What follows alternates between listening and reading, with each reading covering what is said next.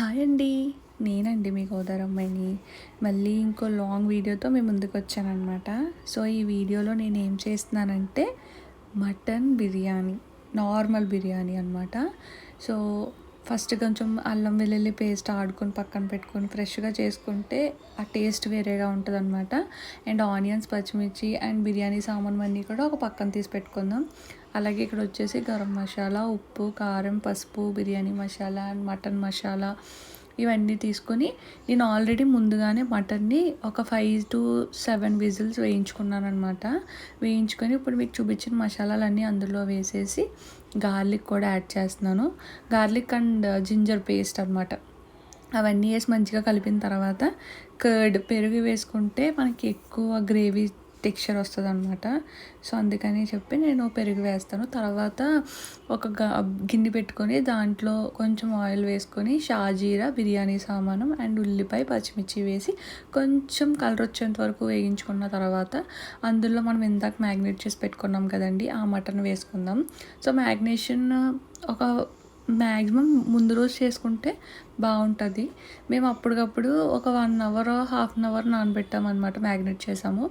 ఈలోపు మనం బియ్యం కూడా ముందుగా కడిగేసుకొని ఒక హాఫ్ అన్ అవర్ ముందుగా కడుక్కొని పెట్టుకుంటే రైస్ కూడా బాగుంటుంది అనమాట. మేమైతే బాస్మతి రైస్ కాదు, మామూలు రైసే యూజ్ చేస్తున్నాము. సో ఇక్కడ కొంచెం కొత్తిమీర వేసాను కదా, కొంచెం మనం ఆ మసాలా అంతా వేసిన తర్వాత ఆ పెరుగులో ఉన్న వాటర్ ఇవన్నీ బయటకు వచ్చి మొత్తం మగ్గిపోయాక ఆయిల్ బయటకు వచ్చింది అన్నప్పుడు మనం నానబెట్టుకున్న బియ్యం వేసుకుందాం అనమాట. సో చూస్తున్నారు కదా, మనం నానబెట్టుకున్న బియ్యం అన్నీ వేసేసుకొని మంచిగా కలుపుకుందాం.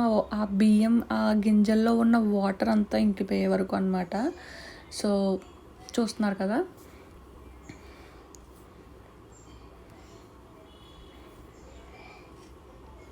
సో మొత్తం వాటర్ అంతా ఎగిరిపోయిన తర్వాత మనం ఎంత రైస్ తీసుకున్నామో దానికి తగ్గ క్వాంటిటీ ఆఫ్ వాటర్ వేసుకుందాం.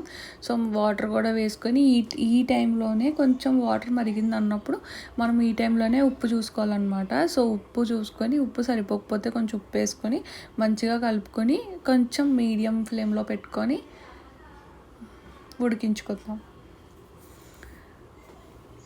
సో చూస్తున్నారు కదా, బిర్యానీ అయితే ఎలా వచ్చింది, చాలా బాగుందండి.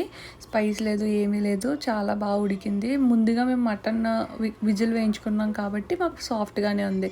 సో చూస్తున్నారు కదా, మటన్ కర్రీ, మటన్ బిర్యానీ. నాకు ఆనియన్స్ ఉండాలన్నమాట.